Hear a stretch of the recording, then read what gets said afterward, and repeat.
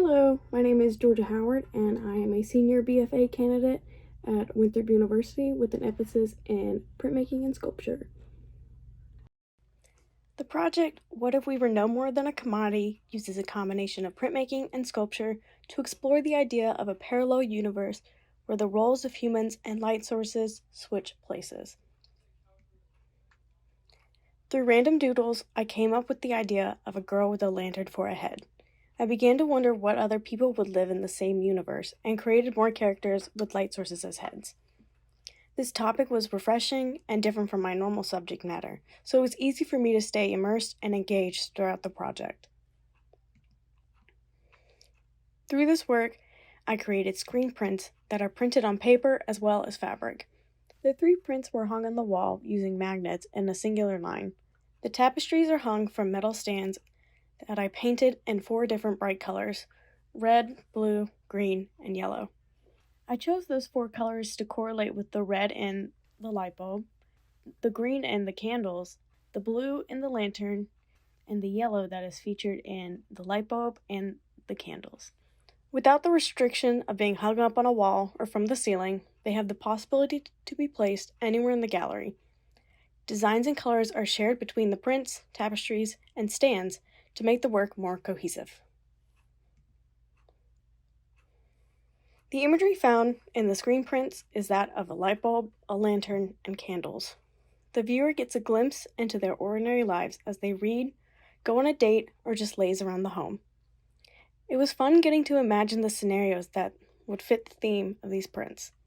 The sun, a police light, and a glow stick sadly did not make the cut, but it is my plan to continue this series in the future. Each print has either 4 or 5 layers.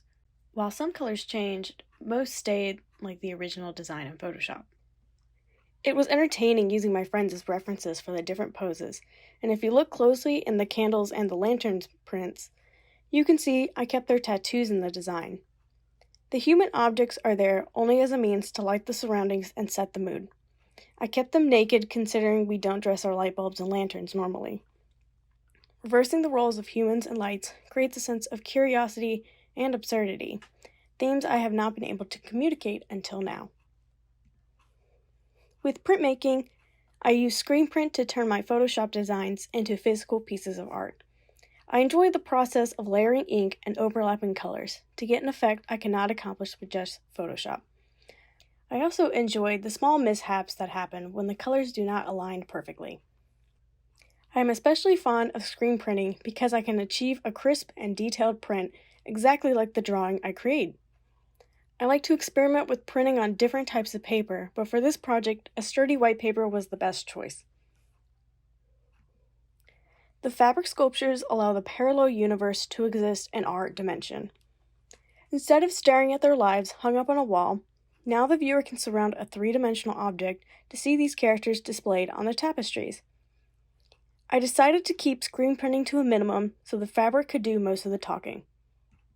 With my sculpture work, I like to work with recycled textiles in order to give old clothes and fabrics a new purpose and to convey the stories attached to them. For example, one of the blankets I chose to use for this series was one of my family's. It had not been used in years and still has some of my departed cat's hair stuck to it. I enjoy the invisible relationship between past and present that is not there with brand new fabric. I sew collages and tapestries because I enjoy the color and pattern combinations that can be created within them. Some elements are simply safety pinned on, giving the work a customizable appearance. Being able to play with patterned fabric, color blocking, and character design are some of the reasons why I was so adamant on screen printing on my fabric tapestries. This was my first time doing so, and I am pleased at how easy the process was. It has made me start to imagine future projects as well. Creating the stands was fairly easy. I did not want them to be all the same size, so I varied their heights and lengths. I positioned the stands around my area as a way to direct the viewer around the space with ample room to look at the work. And with my work being in the corner of a gallery space, the glass walls add another way to view my work. Originally, the stands were all going to be painted black, but when I thought about it further, I wanted them to be as fun and bright as the rest of my work. I ask the viewer to look into the world I've created and enjoy the comedic imagery. What started as a doodle has turned into a fleshed-out concept that allows the viewer to imagine themselves in an alternate reality with a transmuted existence. Thank you.